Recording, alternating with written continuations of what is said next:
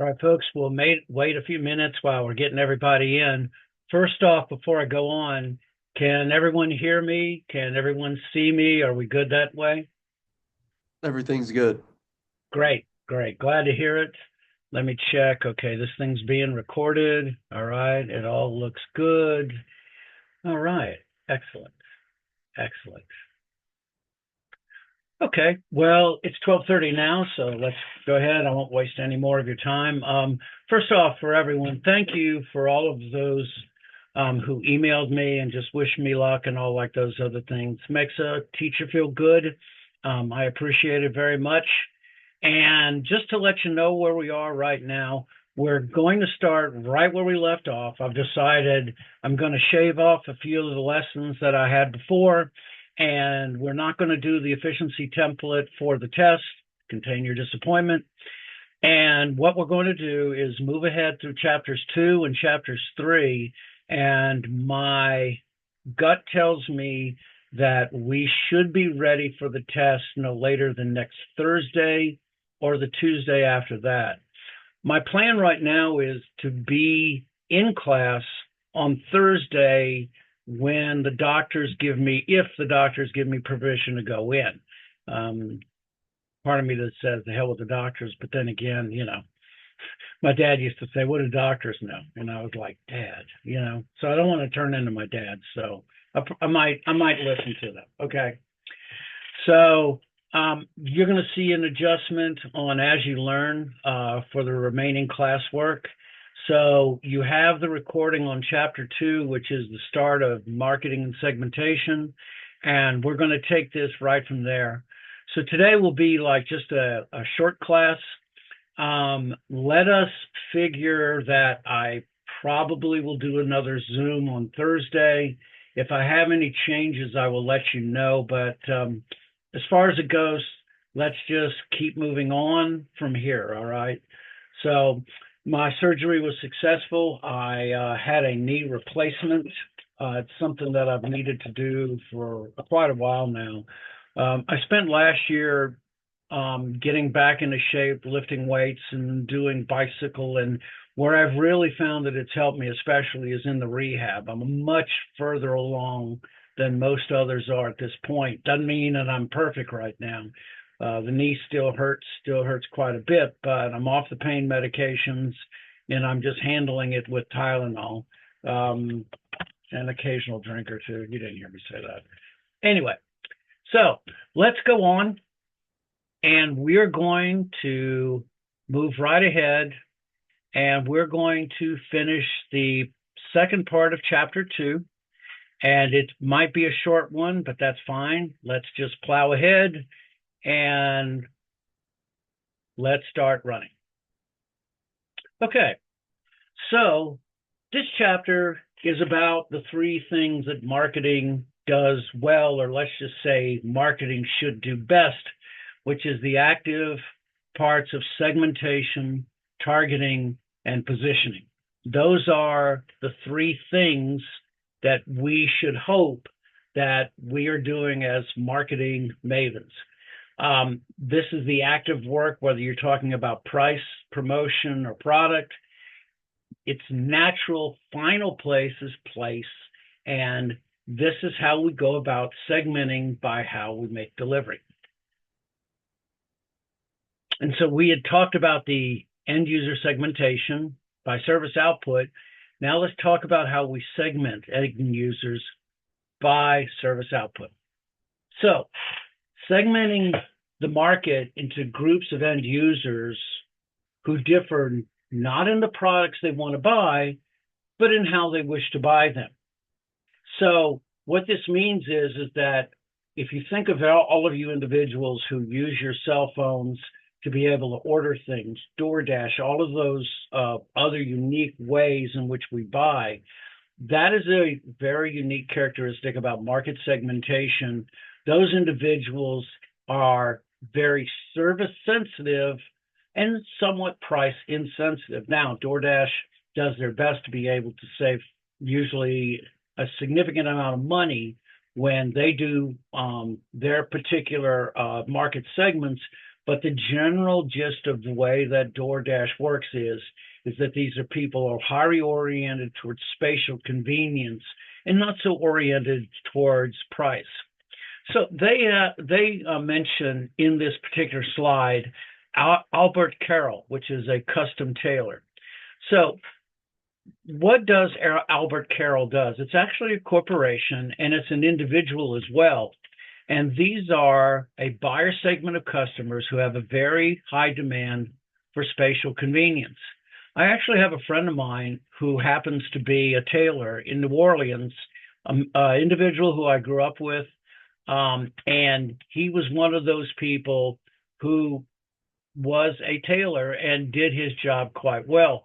I often asked him basically, how was he able to do the things that he did? I mean, why was he such a successful tailor? And his basic statement was, well, I first got their pants off. And my first response is, pardon me?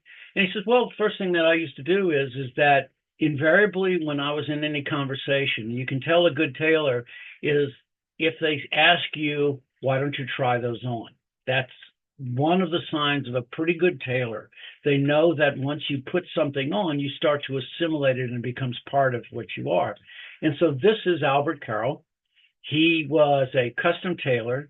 He is a third generation haberdasher. If you don't know what that word means, it is a haberdasher is a clothier, but it's more than quite simply that. They don't just provide clothes, they provide look. Let me also say this for all of you seniors out there that are ready to graduate. I know that you probably want an automobile from your family, on your way out. But if any of you ask them for a graduation present, may I suggest that you get a tailored suit? Everyone in their life deserves one piece of clothing that was only made for them. And so, a good tailored suit may cost anywhere from $500 to $1,000. Even a decent tailored suit may cost around $300 or $400, but a tailored suit makes a world of difference. And so that's just my suggestion. So this is an example of segmentation by place. And so for years, he basically was the #1 haberdasher in Chicago. And it talks about his abilities or what he did is that his point is that he was going to make everything that anyone ever fit them as if it was made for them. And this is the classic example of spatial convenience. Now, let's talk about a few others. So I talked about pods. So pods is one of those unique kinds of market segments that doesn't not only need storage facilities, but it will actually give you on-site storage facilities. In other words, you do not have to move the goods back and forth between yourself and some other location where they're stored. They will take a storage unit and put it on your property. You have no idea what kind of time saving this is. I've been through 3 floods in my life and 4 major hurricanes, been through a lot more than that. But the ability to do on-site storage is invaluable. Not only that, but what pods will do is they will pick up those goods, they'll bring it to the location that you need, they'll go put away in storage and bring it to you when you wish. Incredibly, incredibly important. Now, one other one, and I'm going to pass this along, is another way in which we are segmented by service, is this concept known as LTL. So for those of you in supply chain, what LTL means is less than a load or less than a truckload freight. For those individuals who need to ship across states, counties, whatever that might be, less than a load freight means that if I have just one item and I cannot fill an entire truck, well, that's no problem. Basically, there are trucks that are built so that they can use less than a load. And this is the segment that Federal Express and UPS do at the same time, but there are more than that as well. And so here we are once again. These are people that are somewhat still price sensitive in a way, but they need to have this unique blend of being able to ship these very small goods into the remote corners of the world. and be able to do it at a reasonable price. And so these are the ways that we segment individuals by service.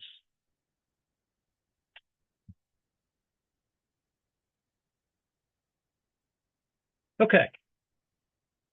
So how do we go about actually doing the practical kinds of work and effort to segment? Well, it's exactly like we would do any kind of market segmentation, whether it would be price, promotion, of product. So the first thing we do is market research. Always we start with market research. We start to ask our consumers what is important to them and how those goods are delivered.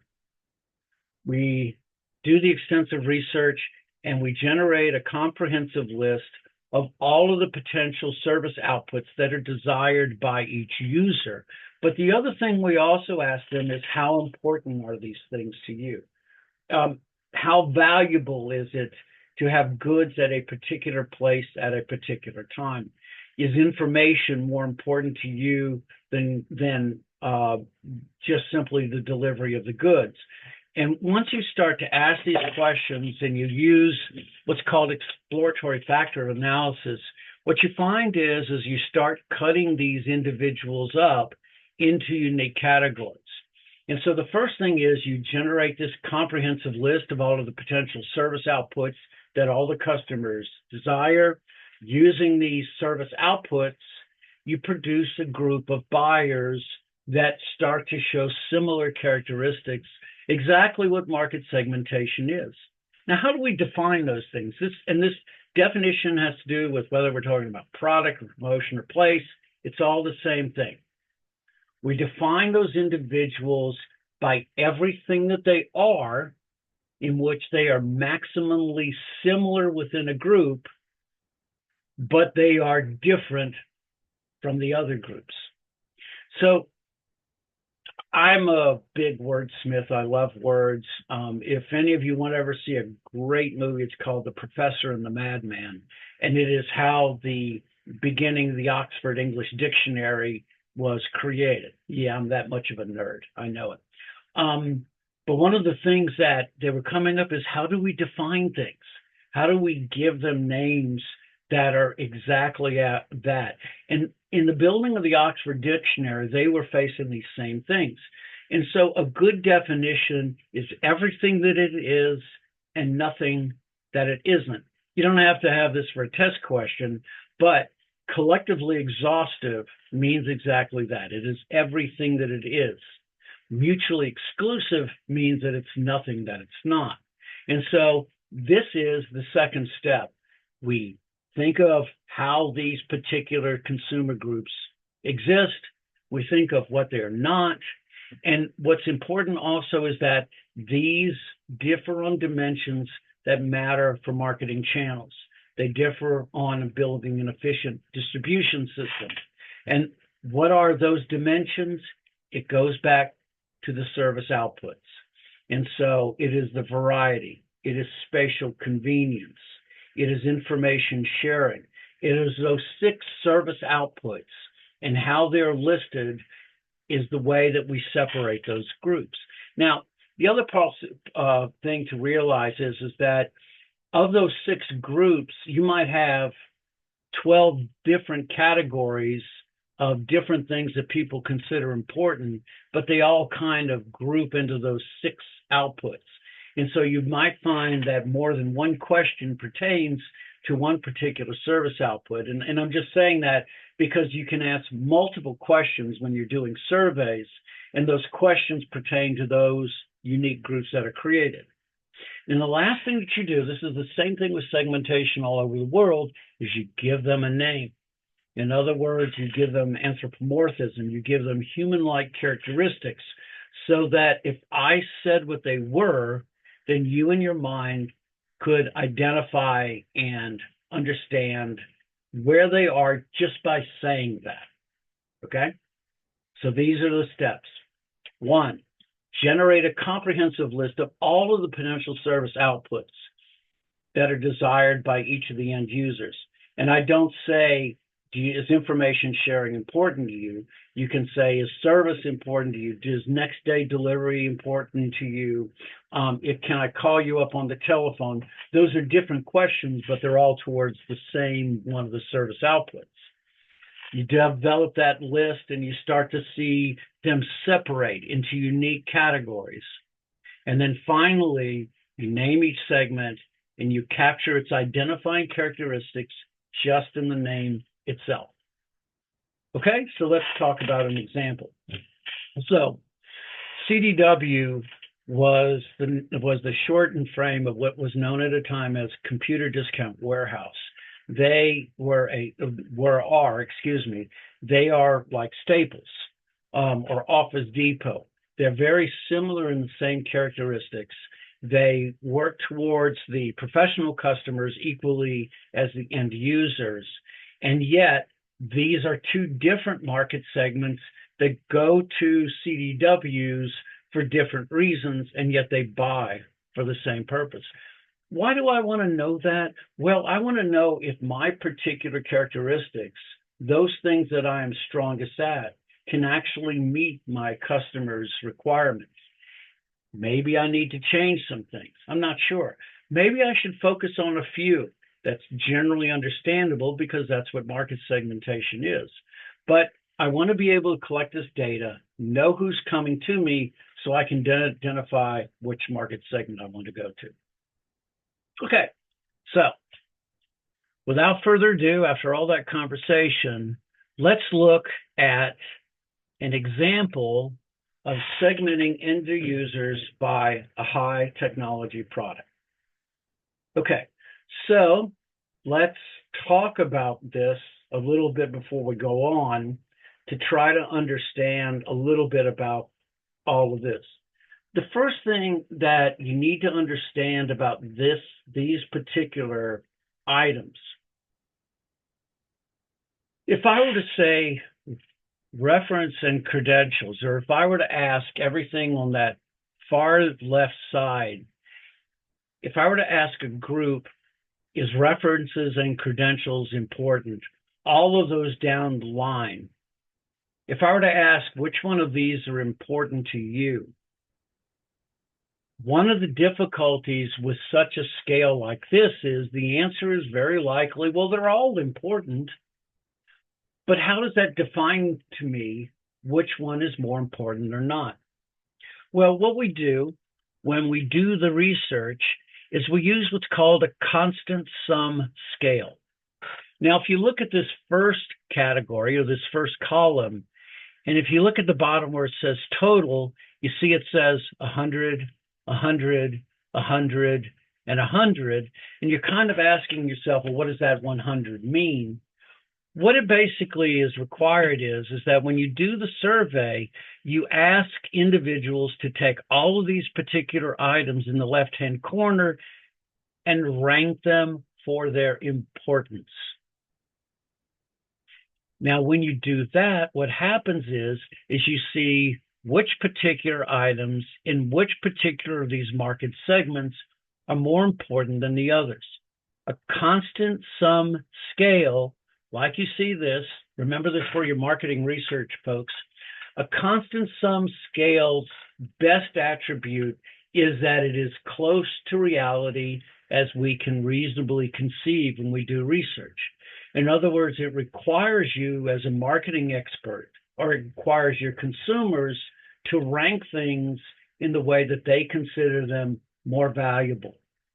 And so that's why you see this. So you look under this first category, and this is the name, this is the step 3, and it says lowest total costs, pre-sales info segment. At the bottom here, you see 100%, and then individually in these columns, this is the percentage rank of this particular market segment as to what they consider important. Now, if you look at the bottom here and you see percentage of respondents, it's exactly what it sounds like. When you do the exploratory factor analysis, what this does is it identifies the segments, but then it also identifies the total percentage of the population that this particular segment exists in. Now, one of the things to notice if you see across the bottom, and I'm sorry for that Pearson thing that's in the end, is that if you add the percentages together, you come up with 100%, which it is, a percentage of all of the respondents together. What it also allows you to do is to gauge whether this particular group is valuable in itself and whether you want to pursue them or not. So first group we have is lowest total cost pre-sales info segment. The next is responsive support post-sales segment. The next is full service relationship, and then references and credentials. Now, this is where we as marketing experts really start to earn our money, because this is the art of marketing, folks.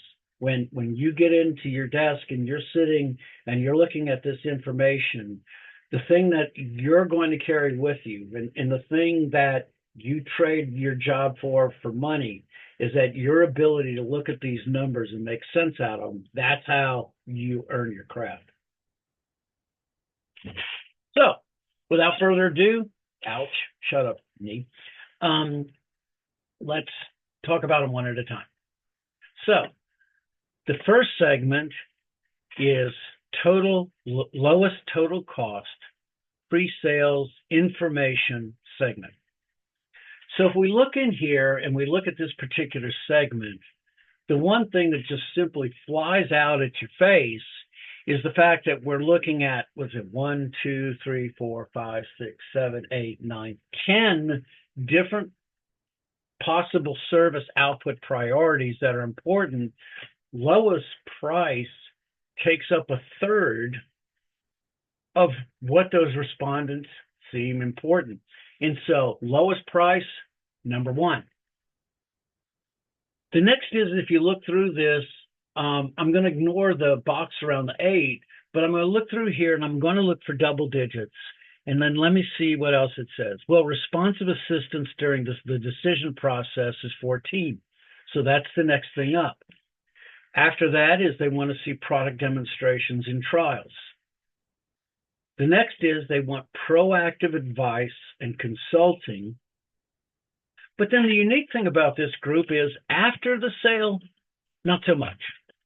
So installation, training, and support is important, but it's no more important than advice and consulting. What do those numbers say to you as a marketing student?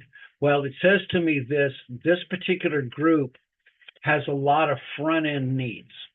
In other words, they want to be able to buy those particular items at the lowest cost possible. And then afterwards, they're not really particularly fond or even needing any kind of service after the sale.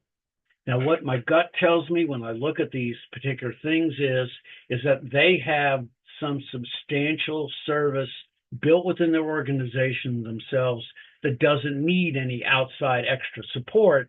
But what you might look at it is they might, and once again, I'm reading into this what it might be, not what it is. But responsive assistance during the decision, proactive advice, product demonstration says to me is that these particular individuals have front-end office managers who need some help in being able to make the sale, and they have the ability to make those choices themselves. So they have flexibility in to be able to buy the tech items they want, and then afterwards, they've got after-sales support, so they don't need us. And so lowest cost price is number one.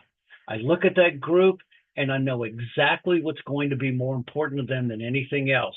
I got to shoot to them the lowest price I possibly can.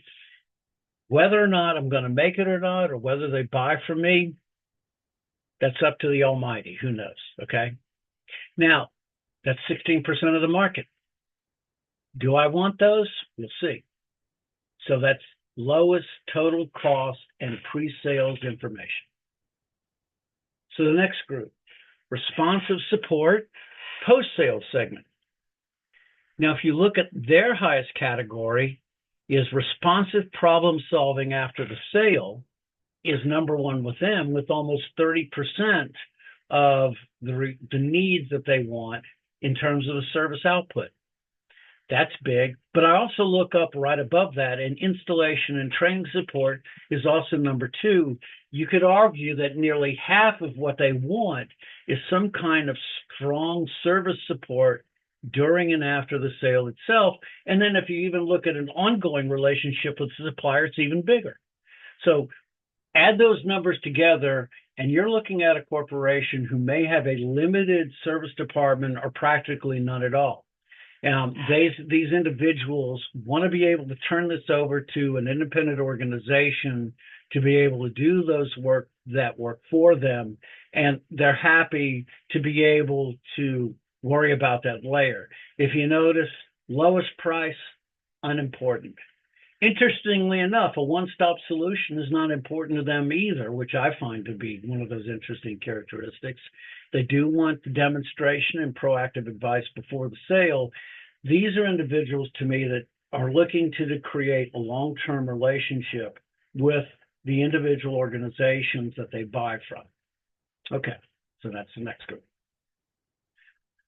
Moving on to the third group that is called full service relationship segment, and we have a substantial group that has double-digit needs spread all over this particular 10 items. And if we look at the number one is they're looking at a one-stop solution. They're looking at ongoing relationship. Their responsive problem in installation, training, and support, and lowest price is equally as unimportant to them as others. Now, what I find different and significant between the responsive support and the full service relationship is this huge difference between a one-stop solution between either one of them. And so that is a significant difference, enough between the two of them that we're looking at a group that I am suggesting in my mind, I'm creating a supposition when I look at it. How do I interpret this? This is an organization who really may be less than 10 people that has to have some kind of support with IT that they simply can't afford on by themselves. Now, what's even bigger about this is, as you look at it, that's 61%. That's a big number. And so that's one I might want to consider as well. Now, the last group is kind of a funky group. If you look at it, they don't care about an ongoing relationship. They don't care about responsive problem solving afterwards. They consider installation and training significant, but they're also looking at four things at the top that kind of you scratch your head and you go, really? So the first thing that they're asking is that you have references and credentials.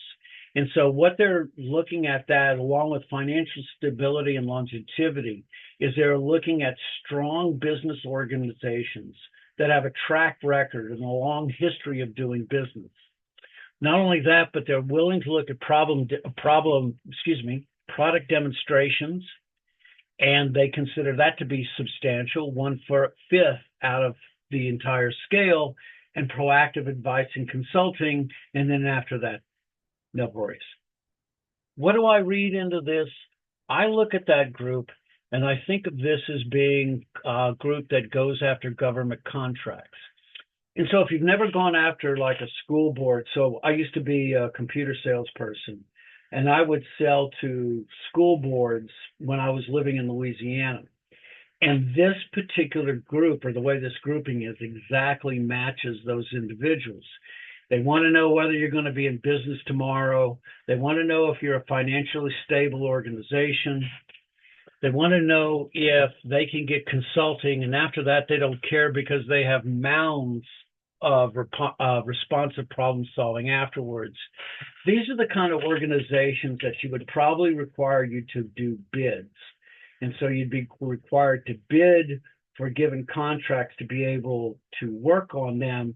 Even though it says lowest price is not important, service definitely is. This is an organization that most likely puts out bids for things and then takes things apart after you send the bid. So I remember this organization. I was in Lafayette. Now, we're going way back in the Stone Age, all right? 10 meg hard drives, which are like 1/20,000th of the drive kinds of capacities that you see now. They wanted me to help them or bid for a local area network between 3 computers that they had. And one of the things that they wanted to in the bid is that they wanted a 10 meg hard drive. And I bid a 20 meg hard drive. And they were kind of up in arms about that. You know, even though lowest price was not important to them, I bid something off of contract. And so I got a conversation. She said, would you mind telling me why you bid a hard drive twice the size of what we suggested? And I said, quite easily, because based upon the bidding of what you wished and your purposes for having it, I have no doubt that within 3 months, you're going to outgrow that 10 meg hard drive, 10 megs, and need a 20 meg hard drive. And I got the bid, even though in terms of lowest price, it was not the lowest price. It maximized their particular needs. So that's an example of sometimes when you see the price not being low, if you're willing to be able to give some greater proactive advice, something that connects with the consumers, they're willing to buy from. All right, so I'm doing this, kind of giving you an idea, is that this is the magic of numbers, and these are kind of the things that you're going to be doing in your career, and why you should invest in understanding what these things mean. So, which market segment should my corporation decide to invest itself in? The answer to that basically is it depends on the resources that my particular corporation has and what are our particular core competencies. Is my organization heavily invested in service? Do I have a series of very tight expertise individuals in my organization that can fulfill the needs of a full service department? That's an example. Do I trade on price? And do I hope that I am moving goods through as fast as I possibly can? That's a good question. Do I only have to choose one segment? And the answer is no. When we do segmentation and targeting, remember that many times we will target not just one segment, but 2 segments because they are somewhat similar. My feeling when I look at this particular slide, if I'm going to choose one of these particular organizations to tag, I'm kind of wondering if I've got a good service department, I might try to get the responsive support and the full service relationship segment. Why? Because if I look at those 2 groups, that's 3/4 of all of the respondents that are there. Now, what if I don't have that? What if, in essence, my particular organization is not big enough or strong enough to be able to compete in the service area? Let's say I'm a new organization, and hopefully what I'm doing is that I'm moving goods enough so that I'm being able to pay my bills and grow further. Well, I might want to consider the lowest total cost in the references and credentials segment. Now, the references and credentials segment might be difficult because it's expecting me to show some kind of long-term longevity. And if I'm just a new organization, well, that might be tough. But maybe that 16% of the respondents is sufficient for me to be able to have a decent living. And maybe I'll do those 16% with the hope of being able to reach to that 10% later. And if I look at it, that's 25%. That's 1/4 of all of the respondents. Why would I be satisfied with those particular groups? Because we're talking about a total population, and maybe those numbers are pretty darn big. When we do marketing research and we do beta coefficients of like 0.15 or 0.16, and let's say we can completely explain 15% of the overall population why they do something, is 15% enough? Well, if we're talking about a nation of 350 million, yeah, because you're talking about a significant portion of the 35 to 40 million individuals that we have an answer for. And so, yes, absolutely. It doesn't matter the size of the percentage. It's just if can our business reach them? Can we provide them with value, and do they want to buy from us again and again? Okay, so this is how we go about market segmenting, taking the questions one by one, and then running an exploratory factor analysis and giving us these unique groups. We look through these numbers and we say, oh, okay, this group is total cost. That's what we're going to name them. The next is responsive report. Okay, look at all of those full service requirements, big numbers there, and then redemption. We, in essence, identify in our minds who these people are. Questions? All right, let's move on. So, remember that there's always a trade-off between price and the service output. And remember that price is not a service output, but is what we pay for the service outputs. All right? Realize that price represents a consumer base's willingness to pay for those goods. If we can serve those segments, sometimes if we just do few things like add more service, we in essence can create a greater value. It is very unlikely that a single one-channel strategy can satisfy the needs of all of the segments. What we kind of hope for is that, given our particular powers that we have within our corporation, is that we're able to have assets that satisfy more than one group.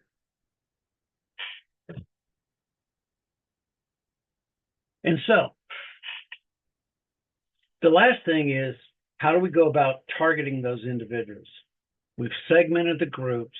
Now we're thinking about which groups do we wish to target. Talked a little bit about that. We're going to talk a little bit more. So the first thing we do is we try to look at how attractive those particular groups are. How do we define attractiveness?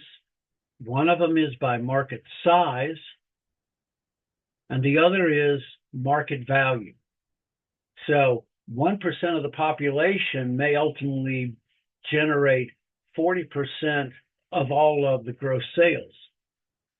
But maybe there's a 40% of the population generates 1% that we're more attracted to. And so we assess each of them and their attractiveness based upon our particular organizations. Once we decide which one of those segments are good, we identify those segments to target. And then what we do is we customize each marketing channel system or each marketing message, each channel group as a solution to sell to each of those targeted segments. The same marketing channel, let's say it's delivery goods, can be used for more than one segment. Let's just say the rapid distribution of goods is important, but how about even more rapid? In other words, speed is of the essence. Those are sometimes just getting goods there can be just as important, or how fast we get them there can be more important than anything else. And so we'll talk about examples of that later. Remember this, is that in targeting a channel segment, you choose to focus on that segment with the goal of achieving significant sales or profit. We're not targeting groups that we're not going to make money off of.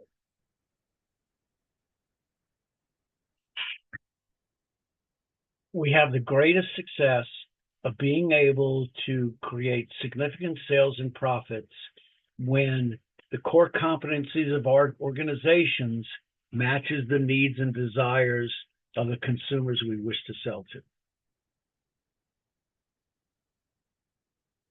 Now, it's important to understand that targeting also means choosing which segments not to target. In other words, what we're doing is, no matter how attractive a particular market segment is, we're deciding in our own mind whether or not it's worth going after that group.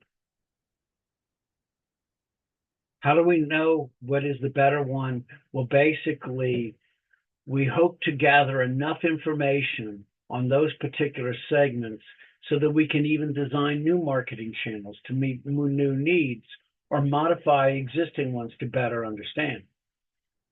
So, BOPIS or BOPIS, BOPIS, whichever you want to call it.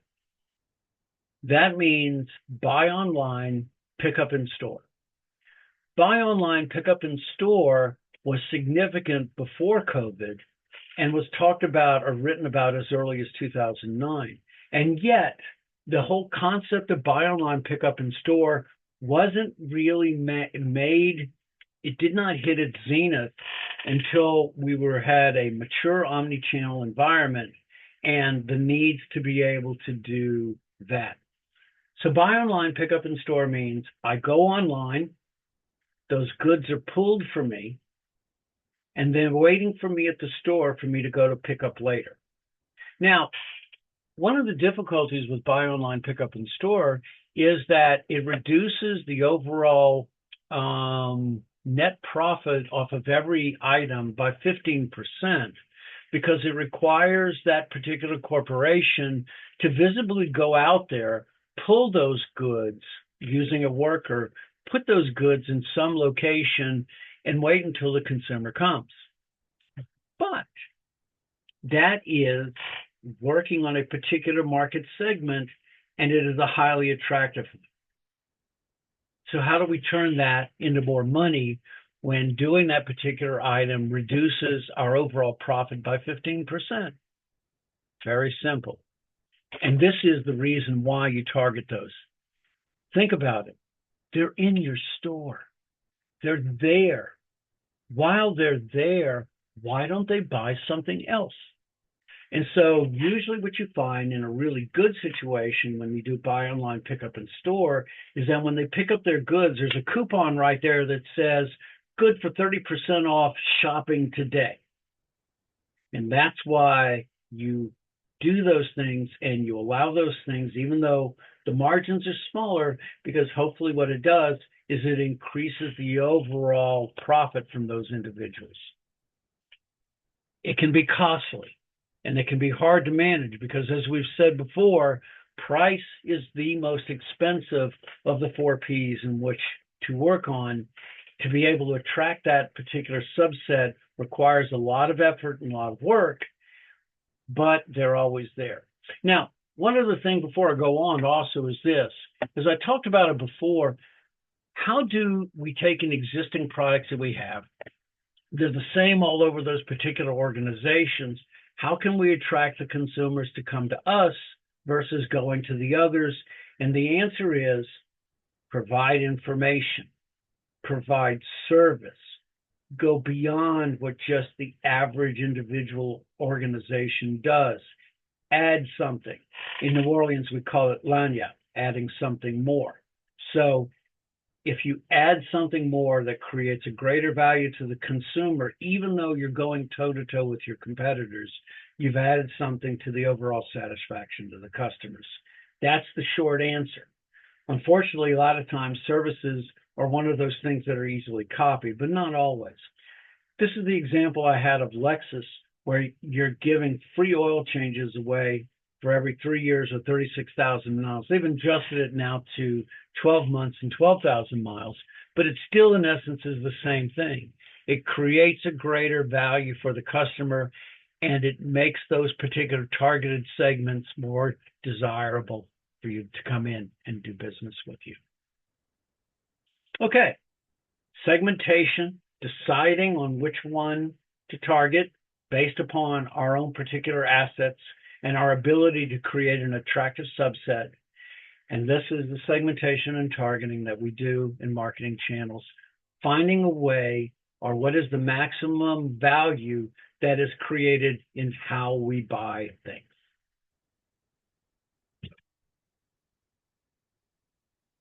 So this is an example. Fandango was one of the great examples of all time. Fandango was started actually by the 10 largest movie exhibitors in the United States who felt like the consumers who were time conscious, who wanted a lower waiting and delivery time and higher spatial convenience, with also the broad assortment, created this concept of Fandango. I can't remember a time. Well, no. I occasionally go to the theater here and I just buy them right there. But it is so much easier. Well, now, especially if you think about it, for those of I haven't bought a ticket in a long time, but I bought tickets for my girls. Now you're basically buying tickets for seats now, which you didn't before. It was all general admission. Now, actually, Fandango and other organizations are even greater valued because it allows you to assign particular seats. And so this is an example of service outputs of lower waiting and delivery, higher spatial convenience, assortment and variety, and time constraints. This is an example how you come up with a delivery system that creates a superior value. It doesn't change the product that they're giving you, like entertainment, but what it does is it's creating a greater convenience.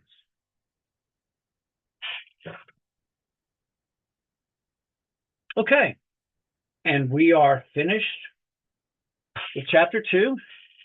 So we've talked about service outputs, and the service outputs come down to, these 6: bulk breaking, spatial convenience, waiting delivery time, product variety, customer service, and information sharing.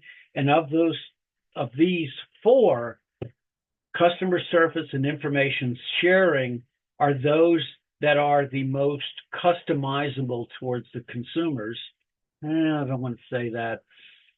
Just remember that information sharing many times is the most important. That'll be the test question part of that.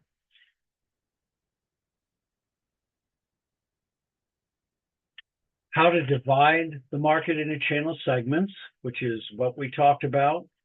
How to target those segments to optimize sales and profits, and then the relationship between the service output demands and those solutions to overall channel design problems. So Thursday, let us just say we'll meet again on Zoom. We will start on chapter 3, and we're going to start talking about how we audit channels and how we decide whether or not the consumers are getting the overall satisfaction they wish, or how do we dial in the best overall channel outputs to satisfy those consumers. And without further ado, if we're good, we're done for the day. All right, folks. Look, thank you for your patience while I've been working through this. Please let you know I will thank you, Lauren. I appreciate it very much. Please just know I'm only an email away. Hopefully I'll see you very soon. Thank you, Em. I appreciate it much. And I hope you all have a great day, and I'll see you online Thursday, okay? All right, folks. Have a good day. Go out and have fun. It's a beautiful day today. Bye-bye.